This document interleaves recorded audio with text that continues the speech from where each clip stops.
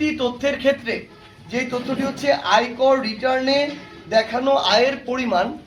এই তথ্যটির ক্ষেত্রে আমরা সেখানে একটা মিস্টেক করেছি,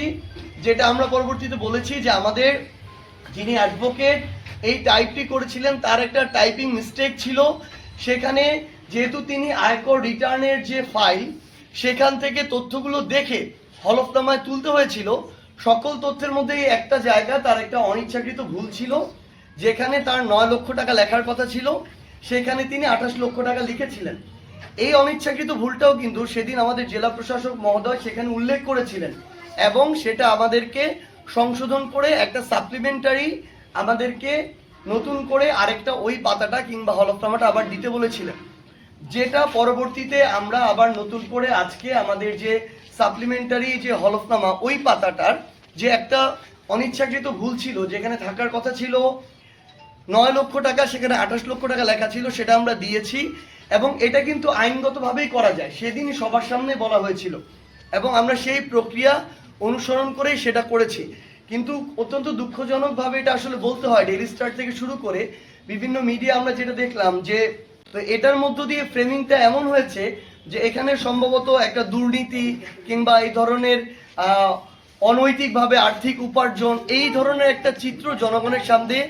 তুলে ধরা হয়েছে, যেটা আসলে আমার জায়গা থেকে মনে হয়েছে যে উদ্দেশ্য প্রণোদিতভাবে এটা একজন প্রার্থীকে হয়রানি করা। 32 ইঞ্চি জেভিকো টিভি এখন মাত্র 15,000 টাকায়, সাথে পাচ্ছেন 3 বছরের প্যানেল ওয়ারেন্টি। এটা অনুরোধ থাকবে যে মিডিয়া যখন তাদের জায়গা থেকে ফ্রেমিংগুলো করবে, তারা যদি আইনগত বিষয়টার ব্যাখ্যাটার সাথে উল্লেখ করতো তাহলে কিন্তু এই বিষয়টা ওইখানে যেত না। কোনো প্রার্থী কিন্তু সেখানে দ্বিমত জানায়নি, আমরা দিয়েছি এবং এটা সুন্দরভাবে গৃহীত হয়েছে। সো এই জায়গাটি আমি একদম স্পষ্ট করছি, হলফনামায় এবং আমার যে আয়কর রিটার্ন এখানে একটি অনিচ্ছাকৃত তথ্যের ভুল ছিল, যেটা আমরা সংশোধন করেছি এবং আইনগতভাবে এটা আবার গৃহীত হয়েছে। দ্বিতীয়ত, সোশ্যাল মিডিয়ায় কিছু অ্যাক্টিভিস্ট রয়েছে যারা হয় উদ্দেশ্য প্রণোদিতভাবে অথবা কোনো রাজনৈতিক দলের এজেন্ট হিসেবে কিংবা অন্য কোনো প্রতিষ্ঠান হোক, দেশ হোক, এজেন্সি হোক, তাদের এজেন্ট হিসেবে ইচ্ছাকৃতভাবে কিছু সোশ্যাল মিডিয়া প্রোপাগান্ডা করছে। কিছুদিন আগে মীর জাহান নামের একজন অ্যাক্টিভিস্ট সোশ্যাল মিডিয়ায় তার জায়গা থেকে বলল কোথায় নাকি ওবায়দুল কাদের কার মাধ্যমে রংপুর দিয়ে পালিয়েছে, এই পালানোর সাথে একটা মন গড়া বানোয়াট একটা ডকুমেন্ট দেখালো, যে এই ডকুমেন্টে লেখা আছে খুবই অতি গোপনীয় এবং এটা দেখালো যে আমার নাকি এটার সাথে সম্পৃক্ততা আছে। মানে ওবায়দুল কাদেরের মতো একটা কালপিট, যার এগেনস্টে আমাদের লড়াই, যে আমাদেরকে পাইলে এখনো শরীর থেকে মাথাটা আলাদা করে ফেলবে, আমাদের ভাই ওসমান হাদি থেকে শুরু করে জুলাইয়ের যারা যোদ্ধা ছিল প্রত্যেককে মারার জন্য যারা আলাদা আলাদা করে পরিকল্পনা করছে, যারা আলাদা আলাদা করে ফান্ডিং করছে, আলাদা আলাদা করে চক্রান্ত করছে, তাদের একজনকে আমি সহযোগিতা করব, অথচ এই অভ্যুত্থানের যে সমন্বয়ক লিস্ট সেখানে 2 নম্বরের নামটা ছিল, সেখানে সামনের সারিতে থেকে আমরা নেতৃত্ব দিয়েছি, আমরা নাকি তাদেরকে পালাতে সহযোগিতা করেছি। এই ধরনের একটা মন গড়া কথারও একটা লিমিট থাকে, যেটার বিন্দুমাত্র কোনো বিশ্বাসযোগ্যতা নাই। এই ধরনের প্রোপাগান্ডা ছড়ানো হলো। এরপরে কয়েকদিন পরে যখন এখানে পুলিশের কিছু ঊর্ধ্বতন কর্মকর্তার নাম আসলো, তারা নিজেরা তাদের জায়গা থেকে ইনভেস্টিগেট করলো, তারা দেখলো যে এটার কোনো সত্যতা নাই, তারা বরং তাদের বিরুদ্ধে ব্যবস্থা নেওয়ার জন্য যারা এই প্রোপাগান্ডাটা ছড়ালো তারা এখন অ্যাকশন নিচ্ছে। এরপর পরই ওই সোশ্যাল মিডিয়া অ্যাক্টিভিস্ট মীর জাহান উনি কি করলো, ওই পোস্টগুলো সোশ্যাল মিডিয়া থেকে সরিয়ে ফেললো। তাহলে দেখেন, কেউ একজন বাইরের একটা ইনভেস্টমেন্টে মন চাইলো উদ্দেশ্য প্রণোদিতভাবে একজনকে নিয়ে সোশ্যাল মিডিয়া প্রোপাগান্ডা করলো, তার যে ব্যক্তি ইমেজ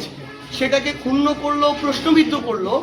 এরপর আবার মন চাইলো সেটা সত্যতা নাই ডিলিট করে ফেললো। কিন্তু এই যে একজন মানুষের সম্মানহানি করা হলো এবং জনগণের কাছে একটা ভুল বার্তা গেল, এটার কোনো রিকভারি আর নাই। আমরা আমাদের জায়গা থেকে মনে করি এর বিরুদ্ধে কড়া একটা ব্যবস্থা নেওয়া সরকারের পক্ষ থেকে, এই ব্যবস্থাগুলো নিয়ে। ইলিয়াস হোসাইন আজকে থেকে কয়েকদিন আগে আবার পোস্ট দিয়েছে যে আমি আমার জায়গা থেকে সোশ্যাল মিডিয়ায় পোস্ট দিয়েছিলাম যে ভারত থেকে আমাদের হাদি ভাইয়ের খুনিকে ফিরিয়ে এনে নির্বাচনের আগে তার বিচার নিশ্চিত করতে হবে এবং রায় কার্যকর করতে হবে। ইলিয়াস হোসেন তার জায়গা থেকে আমার ওই ফেসবুক পোস্টটাকে স্ক্রিনশট দিয়ে নিয়ে পোস্ট দিল, আমি নাকি আমার জায়গা থেকে সেনা প্রধানকে সহযোগিতা করেছি গাড়ি দিয়ে ওবায়দুল কাদেরকে পার করতে। মানে বাংলাদেশের বা একটা রাষ্ট্রের সেনা প্রধানের এত আকাল অবস্থা এসেছে যে তাকে আমার গাড়ি দিয়ে সহযোগিতা করতে হয় তার একটা কাজের জন্য। এইরকম যদি একটা দেশের সেনাপ্রধানের অবস্থা হয় তাহলে তো তার গলায় দড়ি দেওয়া উচিত। এবং আমরা আমাদের জায়গা থেকে মনে করি এই ইলিয়াস হুসাইন সহ এইরকম সোশ্যাল মিডিয়া কিছু অ্যাক্টিভিস্ট আছে, তারা হয় উদ্দেশ্য প্রণোদিতভাবে অথবা কারো ফান্ডিংয়ে অথবা কারো এজেন্ট হিসাবে বাংলাদেশের মানুষের আবেগকে নিয়ে তারা খেলা করে এবং তারা তাদের জায়গা থেকে কোনো প্রকার সত্যতা ছাড়া, তথ্যের যাচাই বাছাই ছাড়া তারা তাদের জায়গা থেকে বিভিন্ন মানুষকে হওয়া প্রতিপন্ন করে। দেশে এবং দেশের বাইরে থাকুক তাদের বিরুদ্ধে ব্যবস্থা নেওয়া উচিত, কারণ তারা এই মিথ্যা প্রোপাগান্ডাগুলো করতেছে যেটার কোনো সত্যতা নাই। এই ইলিয়াস হুসাইন, আমি যখন বললাম ভারত থেকে আনতে হবে, সে বলল আমি নাকি সেনা প্রধানের কিংবা এইরকম কিছু লোকের উদ্দেশ্য চরিতার্থ করার জন্য আমি তথ্যটাকে বিভ্রান্ত করছি। সে বলতেছে মিরপুর ডিওএইচএস এ নাকি আমাদের হাদি ভাইয়ের খুনি আছে, অথচ গতকালকে ডিবি প্রধান এবং আজকে বাংলাদেশের মেইনস্ট্রিম সকল মিডিয়া আবার বলল যে আমাদের ইলিয়াস, আমাদের হচ্ছে হাদি ভাইয়ের যে খুনি, ওই খুনি এখনো ভারতে অবস্থান করছে। তার মানে সে যে মিরপুর ডিওএইচএস এর কথা বললো, তাহলে সে নিশ্চয়ই কোনো এজেন্সির হোক, এজেন্টের হোক হয়ে উদ্দেশ্য প্রণোদিতভাবে একটা ফান্ডিং পেয়ে টাকার বিনিময়ে বা অন্য কোনো কিছুর বিনিময়ে এই কাজগুলো করছে। বিএনপির, আমি একদম স্পেসিফিক করছি, বিএনপির স্থানীয় পর্যায়ের নেতৃবৃন্দ যারা, তারা বাড়িতে গিয়ে পর্যন্ত হুমকি দিচ্ছে এইভাবে যে তোমরা তোমাদের জায়গা থেকে এনসিপিতে যোগ দিয়েছো, এটা কয়দিনের দল, তারা কি কোনোদিন ক্ষমতায় আসতে পারবে কিনা, যদি নির্বাচনের পর দেখে নিব তোমরা কিভাবে রাজনীতি করো, তোমরা এখন শাপলা কলির ভোট করতেছো, এবার ক্ষমতায় যাবে বিএনপি, তারপরে আমরা আমাদের জায়গা থেকে দেখব তোমরা কিভাবে পলিটিক্স করো,